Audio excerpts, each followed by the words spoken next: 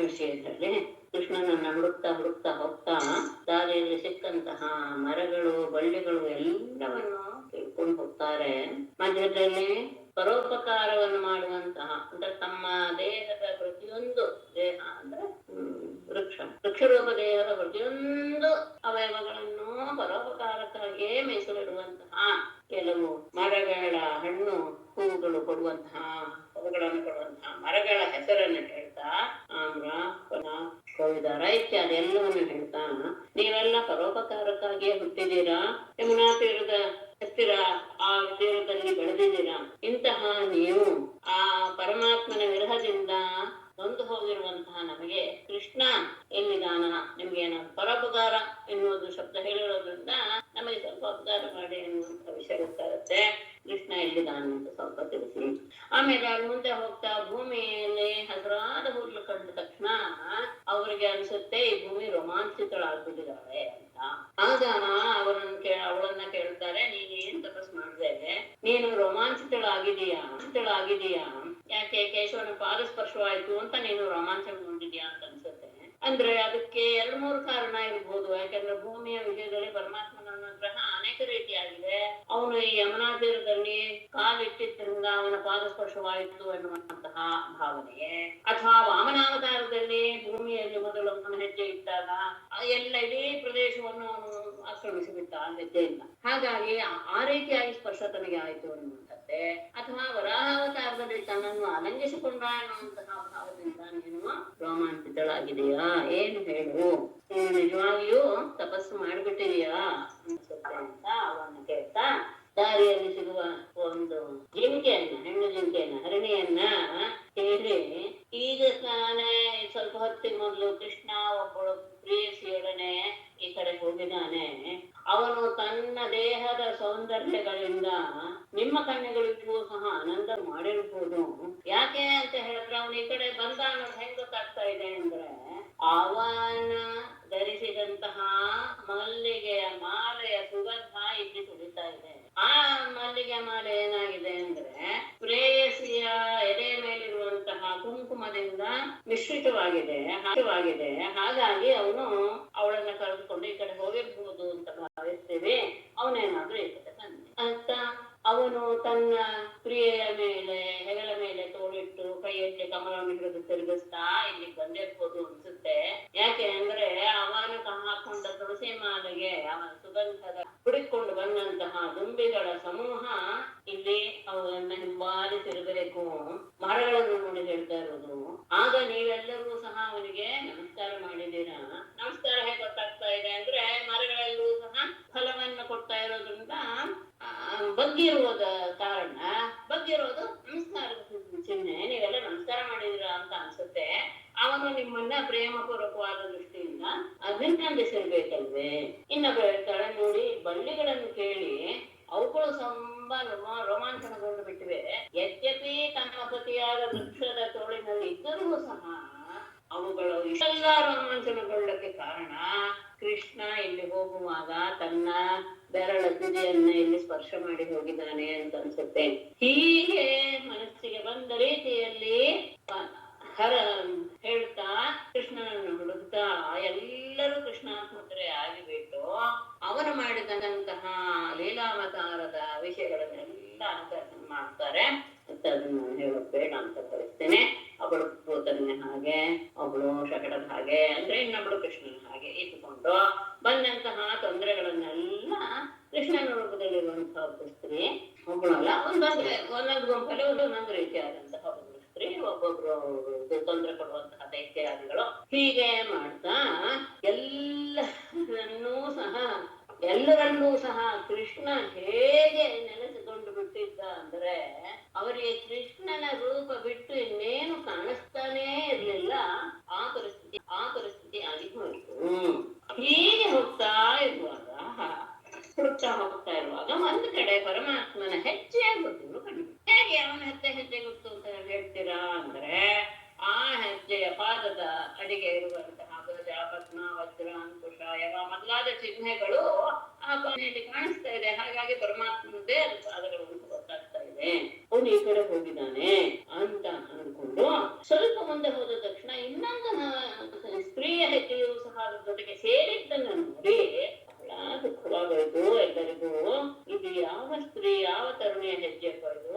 ಯಾಕೆಂದ್ರೆ ಪರಮಾತ್ಮ ಕೃಷ್ಣ ಅವಳ ಹೆಗಲ ಮೇಲೆ ಕೈ ಇಟ್ಟು ಅವನನ್ನು ಕರ್ಕೊಂಡು ಹೋಗಿದ್ದಾನೆ ಅನ್ಸುತ್ತೆ.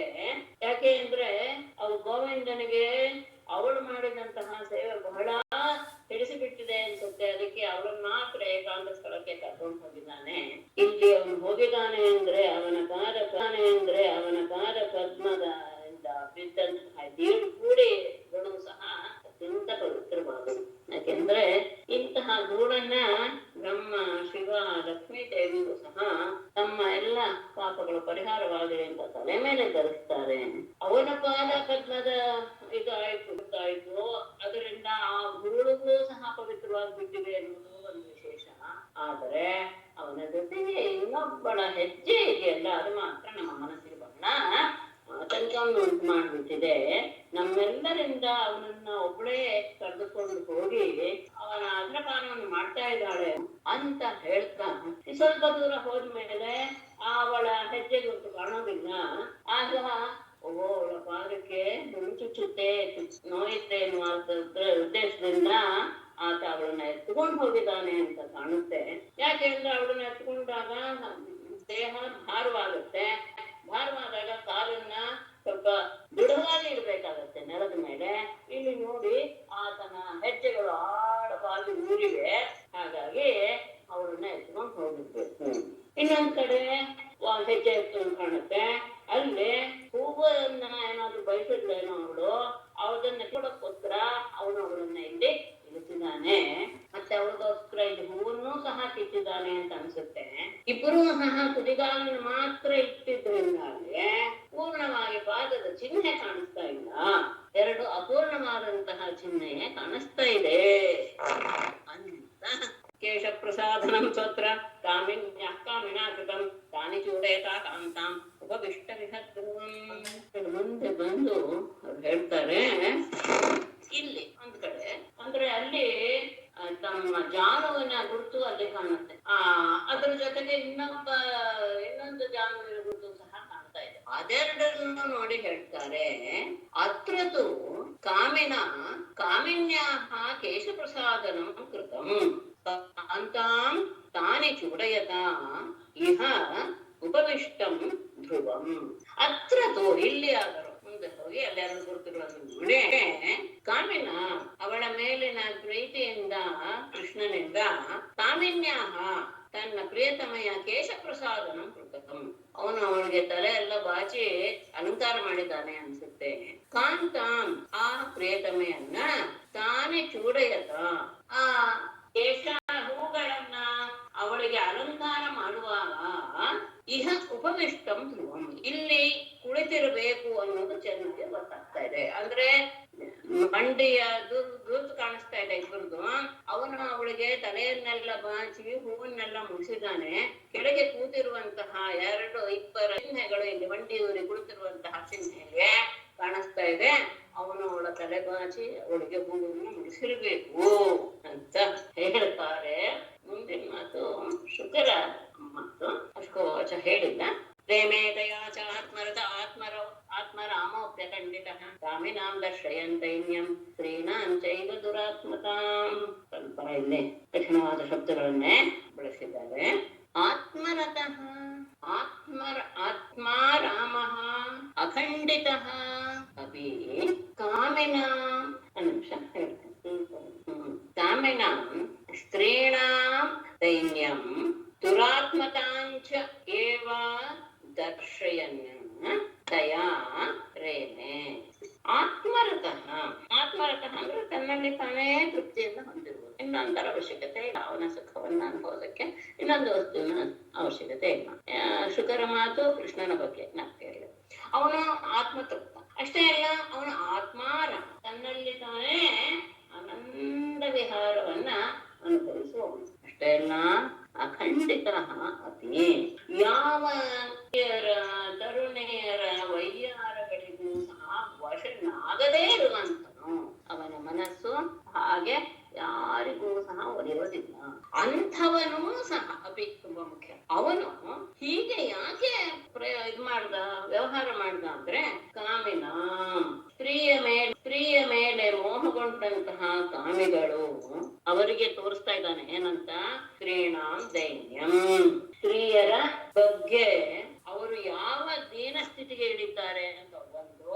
ಅಷ್ಟೇ ಅಲ್ಲ, ಸ್ತ್ರೀಣಾಂ ದುರಾತ್ಮತಾಂಚಿತ ಇಲ್ಲ, ಸ್ತ್ರೀಯರು ಯಾವ ರೀತಿಯ ದುಷ್ಟ ಸ್ವಭಾವ ತೋರಿಸ್ತಾರೆ ಅನ್ನೋದನ್ನು ಸಹ ದರ್ಶಯನ್ನ ಪ್ರಕಟಪಡಿಸ್ತಾ ತಯಾರೇನೆ ಅವನ ಜೊತೆ ಯದ್ಯಪಿ ಅವನ ಆತ್ಮತೃಪ್ತ ಆತ್ಮಾರಾಮ ಮತ್ತು ಹೆಂಗಸರ ಆ ಭಿನ್ನಾಣಕ್ಕೆಲ್ಲ ಒಳ್ಳೆಯವನಲ್ಲ. ಆದರೆ ಕಾಮಿನಾಂ ದೈನ್ಯಂ ಅದನ್ನು ತಗೊಳ್ಳೋದು ಒಳ್ಳೆದೇನೋ. ಕಾಮಿನಾಂ ದೈನ್ಯಂ ಸ್ತ್ರೀಣಾಂ ದುರಾತ್ಮತಾಂಚೈವ ದರ್ಶಯನ್, ಕಾಮಿಗಳಾದವರು ಸ್ತ್ರೀಯರ ಬಗ್ಗೆ ಮೋಹಗೊಂಡು ಯಾವ ದೈನ್ಯ ಸ್ಥಿತಿಗೆ ಇಳಿದು ಬಿಡುತ್ತಾರೆ ಮತ್ತು ಆ ಸಂದರ್ಭದಲ್ಲಿ ಸ್ತ್ರೀಯರು ಯಾವ ರೀತಿಯ ದುಷ್ಟ ಸ್ವಭಾವವನ್ನು ತೋರಿಸ್ತಾರೆ ಅನ್ನೋದನ್ನ ಪ್ರಕಟಪಡಿಸ್ತೇ. ಸರಿಯಾಗಿದೆ. ಕಾಮಿನಾಂ ದೈನ್ಯಂ ಸ್ತ್ರೀಣಾಂ ದುರಾತ್ಮತಾಂಚೈವ ದರ್ಶಯನ್ನ ತಯಾರೇನೆ ಅವರನ್ನ ವಿತರಿಸಿದ.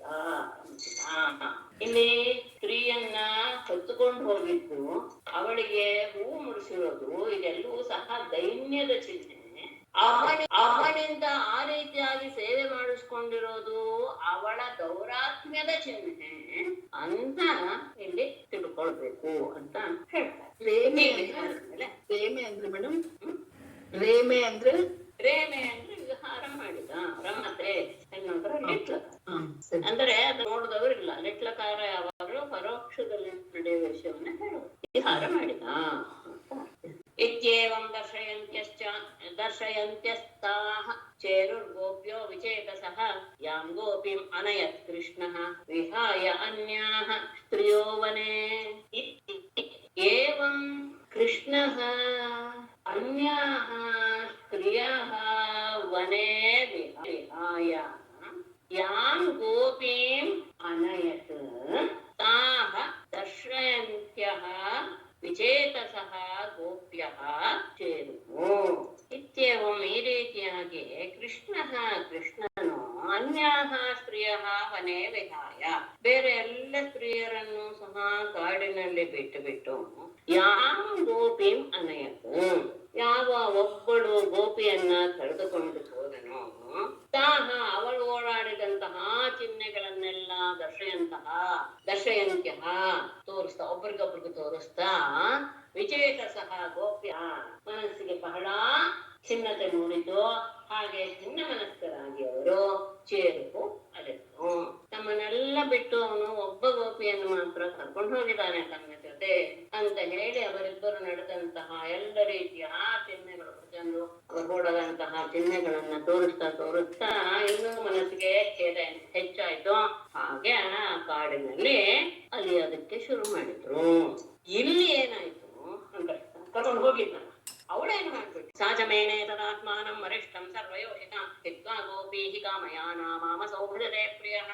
ಸಾಚ ಸರ್ವಯೋಷಿತ ಆತ್ಮಾನಂ ವರಿಷ್ಠಂ ತದಾ ಮೇನೆ ಅಸೌ ಕಾಮಯಾನಾಃ ಅಸೌ ಪ್ರಿಯ ಕಾಮಯಾನಾಃ ಗೋಪೀಹಿ ಹಿತ್ವಾ ಮಾಂ ಭಜತೆ.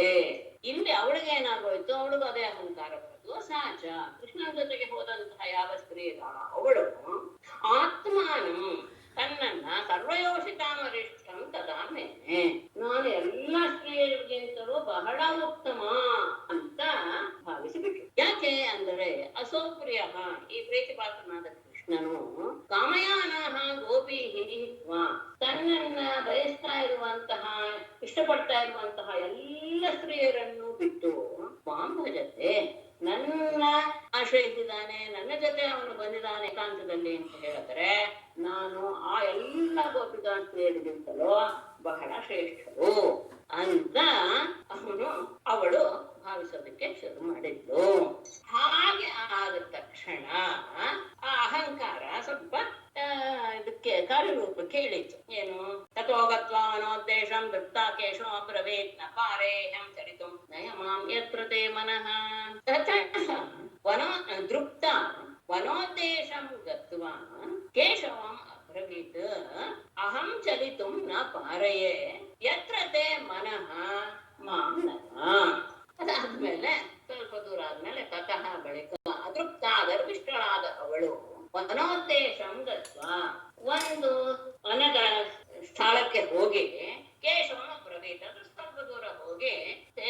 ಕೃಷ್ಣನ್ಗೆ ಹೇಳ್ತಾಳೆ, ಅಹಂ ಚಲಿತುಂ ನ ಪಾರಯೇ, ನನಗೆ ನಡೆಯೋದಕ್ಕೆ ಆಗ್ತಾನೇ ಇಲ್ಲ. ಯತ್ರತೆಯ ಮನಃ, ನಿನಗೆ ಎಲ್ಲಿ ಹೋಗ್ಬೇಕು, ಎಲ್ಲಿ ಹೋಗಿ ನನ್ನ ಜೊತೆ ವಿಹಾರ ಮಾಡಬೇಕು ಅಂತ ಇದೆಯೋ ಅಲ್ಲಿಗೆ ಮಾಂ ನಯ, ನೀನು ನನ್ನನ್ನ ಎತ್ತಿಕೊಂಡು ಹೋಗಬೇಕು. ಸ್ವಲ್ಪ ದೂರ ಹೋದ್ಲು ಅದೇ ಭಾವದಿಂದ. ಆಮೇಲೆ ನನ್ನ ಅಹಂಕಾರದ ಇದು ಕ್ರಿಯೆಗೆ ತೊಡಗ್ತು. ಅವಳು ಹೇಳುತ್ತಾಳೆ ಕೃಷ್ಣನಿಗೆ, ನಾನ್ ನಡೆಯಕ್ಕೆ ಆಗ್ತಾ ಇಲ್ಲ, ನಿನಗೆ ಎಲ್ಲಿಗೆ ಕರ್ಕೊಂಡು ಹೋಗ್ಬೇಕು ಅನ್ನಿಸ್ತಾ ಇದೆಯೋ, ಎಲ್ಲಿ ಹೋಗಿ ನಮ್ ಜೊತೆ ವಿಹಾರ ಮಾಡ್ಬೇಕು ಅನ್ನಿಸ್ತಾ ಇದೆಯೋ ಅಲ್ಲಿಗೆ ನನ್ನನ್ನ ನೀನು ಎತ್ತಿಕೊಂಡು ಹೋಗು ಅಂತ ಹೇಳಿ. ಏವ ಮುಕ್ತ ಪ್ರಿಯಾಮಾಹ ಸ್ಕಂದಃ ಆರುಹ್ಯತಾಮಿತಿ ತತಶ್ಚಾಂತರ್ದತೆ ಕೃಷ್ಣಃ ಸಾವಧೂಃ ಅನ್ವತಪ್ಯತ. ಏವ ಮುಕ್ತಃ ಪ್ರಿಯಾಂ ಸ್ಕಂಧೇ ಆರುಹ್ಯತಾ ಇತಿ ಕೃಷ್ಣಃ ಅಂತರ್ದಧೆ ಸಾವಧೂಃ ಅನ್ವತಪ್ಯ. ಕೃಷ್ಣ ಬೇಕಾದ್ರೆ ಮೊದಲ ತಗೊಳ್ಬೋದು, ಏವ ಮುಕ್ತ ಕೃಷ್ಣ ಅಂತ ತಗೊಳ್ಬೋದು, ನಾನು ಆಮೇಲೆ ತಗೊಂಡಿದ್ದೆ. ಏವ ಮುಕ್ತ, ಹೀಗೆ ಅವಳಿಂದ ಹೇಳಲ್ಪಟ್ಟಂತಹ ಕೃಷ್ಣನು ಪ್ರಿಯಾಂ ಆ ಪ್ರೇಯಸಿಯನ್ನ ಕುರಿತು ಸ್ಕಂಧೆ ಆರುಹ್ಯತಾಮಿತಿ ಆಯ್ತು ನನ್ನ ಹೆಗಲ ಮೇಲೆ ಹತ್ಕೋ ಅಂತ ಅವಳಿಗೆ ಹೇಳ್ತಾನೆ. ತತಶ್ಚ ಬಳಿಕ, ಅಂದ್ರೆ ಅವಳೇನೇನು ಹತ್ತಬೇಕು ಅವನ ಹೆಗಲ ಮೇಲೆ, ಕೃಷ್ಣ ಅಂತ ಅವನು ಅದೃಶ್ಯನಾಗಿ ಬಿಟ್ಟ. ಆಗ ಏನಾಯ್ತು, ಹತ್ತಕ್ಕೆ ಹೋದಂತಹ ಅವಳು ಕೆಳಗೆ ಬಿದ್ಲು. ಸಾವದು ಅನ್ನ ತಪ್ಪಿಲ್ಲ. ಆ ಗೋಪಿಕಾಸ್ತ್ರೀಯೋ ಅಳೋದಕ್ಕೆ ಬಹಳ ಹಿಂಸೆ ಪಟ್ಟು ಬಿದ್ದಿದ್ದು ಬೇರೆ ಏನು, ಆಮೇಲೆ ಅವಮಾನ ಬೇರೆ, ಈ ರೀತಿಯಾದಂತಹ ಮನೋಭಾವದಿಂದ ಅವಳು ಅಳೋದಕ್ಕೆ ಶುರು ಮಾಡಿದ್ಲು, ಹಿಂಸೆಯನ್ನು ಕೊಡೋದಕ್ಕೆ ಶುರು ಮಾಡಿದ್ಲು. ಯಾವಾಗ ಅವಳು ಹಾಗೆ ಹೇಳಿದ್ಲು, ಆಯ್ತು ನನ್ನ ಹೆಗಲ ಮೇಲೆ ಕೂತ್ಕೋ ಅಂತ ಅಂದ ಕೃಷ್ಣ. ಅವಳು ಹಾಗೆ ಕೂತ್ಕೊಳ್ಳೋದಕ್ಕೆ ಸಿದ್ಧವಾಗ್ತಾ ಇದ್ದಾಗಲೇ ತಕ್ಕಂತ ಕೃಷ್ಣ ಅಂತರ್ಧಾನ ಆಗಿಬಿಟ್ಟ. ಆಗ ಅಲ್ಲಿಂದ ಬಿದ್ದಂತಹ ತರುಣೆ ಶುರು ಮಾಡಿದ್ಲು. ಮಹಾನಾಥ ರಮಣ ಪ್ರೇಷ್ಠ ಕಾಶಿ ಕಾಶಿ ಮಹಾಭುಜ ದಾಸ್ಯಾಸ್ತೆ ಕೃಪಣಾಯಾಮೆ ಸಖೆ ದರ್ಶಯ ಸನ್ನಿಧಿಂ. ಹಾ ನಾಥ, ಅನ್ನೋದು ದುಃಖದ ಒಂದು ಸಂಬೋಧನೆ.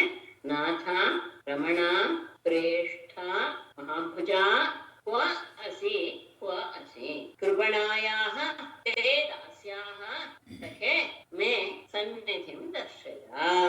ಆ ನಾಥ ಒಡೆಯನೆ, ರಮಣ ಪ್ರೀತಿ ಪಾತ್ರನೇ, ಪ್ರೇಷ್ಠ ಎಲ್ಲರಿಗಿಂತಲೂ ಶ್ರೇಷ್ಠನಾದವನೇ, ಮಹಾಭುಜ ಮಹಾಭುಜನೇ, ಮಹಾಬಾಹುವೇ, ಕ್ವ ಅಸಿ ಕ್ವ ಅಸಿ, ಎಲ್ಲಿದ್ಯಾ ಎಲ್ಲಿದ್ಯಾ, ಕೃಪಣಾಯಾಹ ದೈನ್ಯಾವಸ್ಥೆಯನ್ನು ಹೊಂದಿರುವಂತಹ ತೇ ದಾಸ್ಯಾಹ ಮೇ, ನಿನ್ನ ದಾಸಿಯಾದ ನನ್ನ ವಿಷಯದಲ್ಲಿ ನನಗೆ ಸಖೆ ಗೆಳೆಯನೇ ಸನ್ನಿಧಿ ದರ್ಶಯ, ನಿನ್ನ ದರ್ಶನವನ್ನು ಮಾಡಿಸು. ಅವನು ಅವನನ್ನ ಸಂಬೋಧನೆ ಮಾಡ್ತಾ, ಒಡೆಯನೆ ಪ್ರೀತಿ ಪಾತ್ರನೇ, ಶ್ರೇಷ್ಠನೇ, ಮಹಾಬಾಹುವೆ, ಎಲ್ಲಿದ್ಯಾ ಎಲ್ಲಿದ್ಯಾ, ನಿನ್ನ ದಾಸಿ ನಾನು ಅತ್ಯಂತ ದೈನ್ಯಳಾದಂಥವಳು, ಅವಳಾಗೆ ನೀನು ನಿನ್ನ ದರ್ಶನವನ್ನು ಕೊಡು ಅಂತ ಅವಳು ಅಳಕ್ ಶುರು ಮಾಡಿದ್ಲು. ಆಗ ಇವರೆಲ್ಲ ಆ ಸಂದರ್ಭದಲ್ಲಿ ಅಲ್ಲೇ ಹುಡುಕ್ತಾ ಇದ್ರು.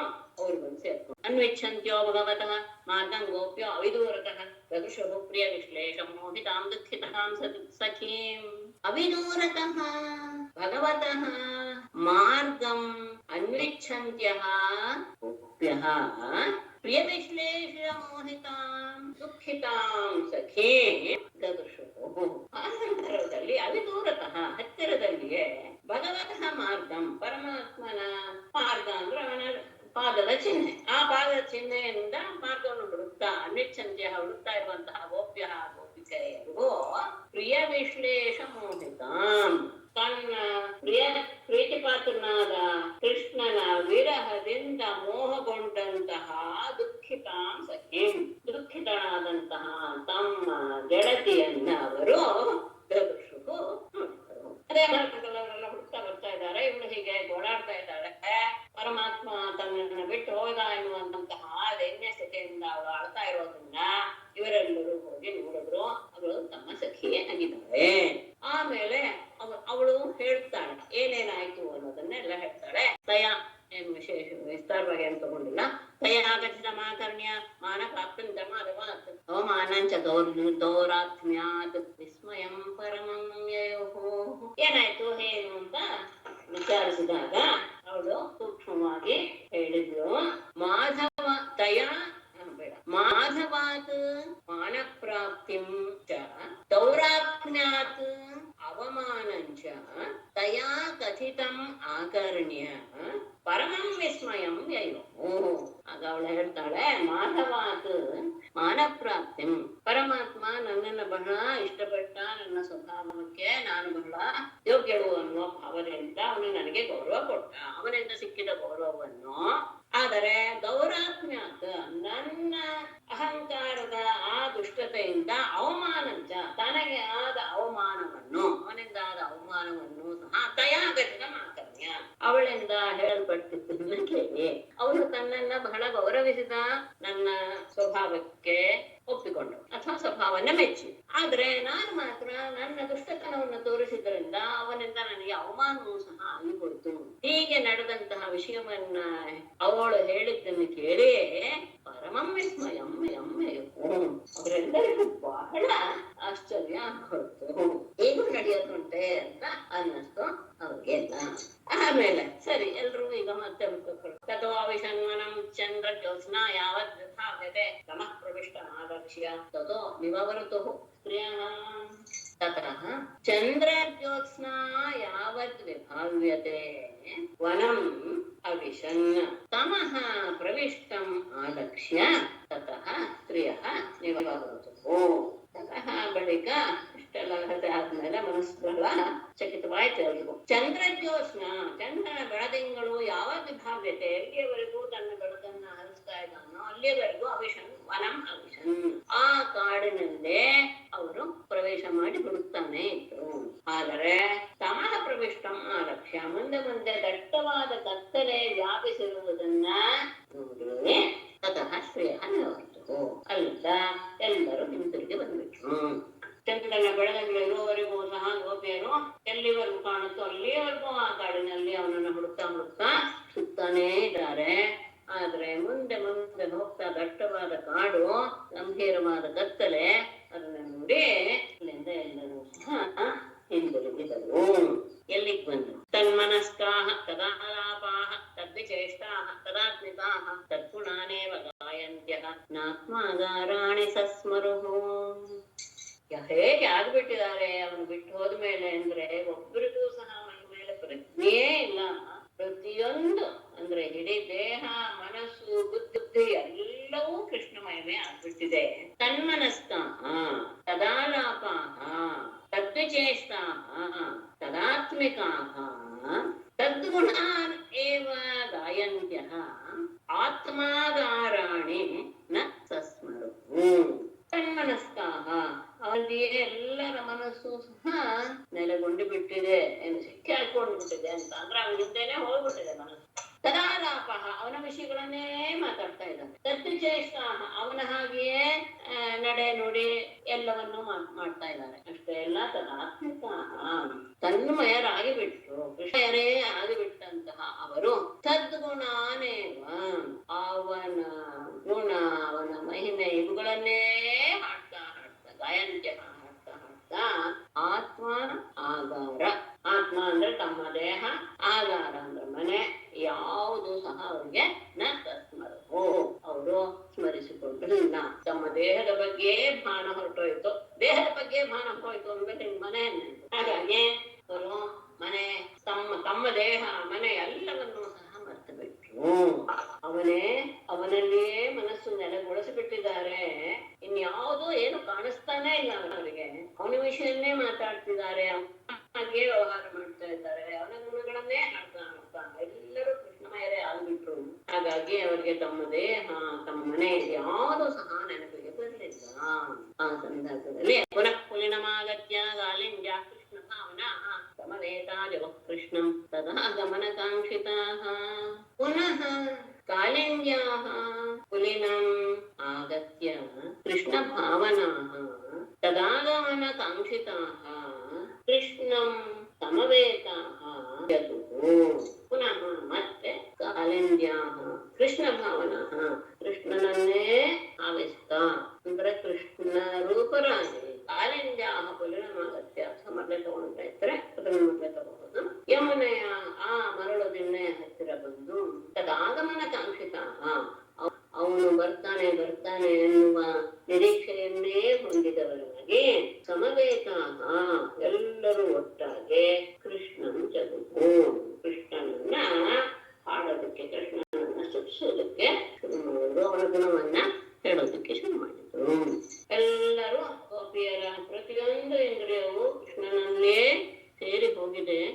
ಬಿಟ್ಟು ನೀನು ಅವ್ರಿಗೆ ಹೊಡಿತಾ ಇಲ್ಲ. ಮತ್ತೆ ಎಲ್ಲಿ ಕೃಷ್ಣ ಮರೆಯಾದನೋ ಅದೇ ಯಮುನೆಯ ಆ ಮರಳದಿನ್ನ ಹತ್ತಿರ ಬಂದು ಅವನು ಬರೋದನ್ನ ನಿರೀಕ್ಷೆ ಮಾಡ್ತಾ ಕೃಷ್ಣನ ಗುಣ ಎಲ್ಲರೂ ಒಟ್ಟಾಗಿ ಕೃಷ್ಣನ ಗುಣಗಾನವನ್ನ ಮಾಡ್ತಾ ಪುನಃ ಪುಲಿನಮಾಗತ್ಯ ಕಾಲಿಂಜ ಕೃಷ್ಣ ಭಾವನಾ ಸಮವೇತಾ ಜಗತ್ಕೃಷ್ಣಂ ತದಾ ಗಮನ ಕಾಂಕ್ಷಿತಾಃ.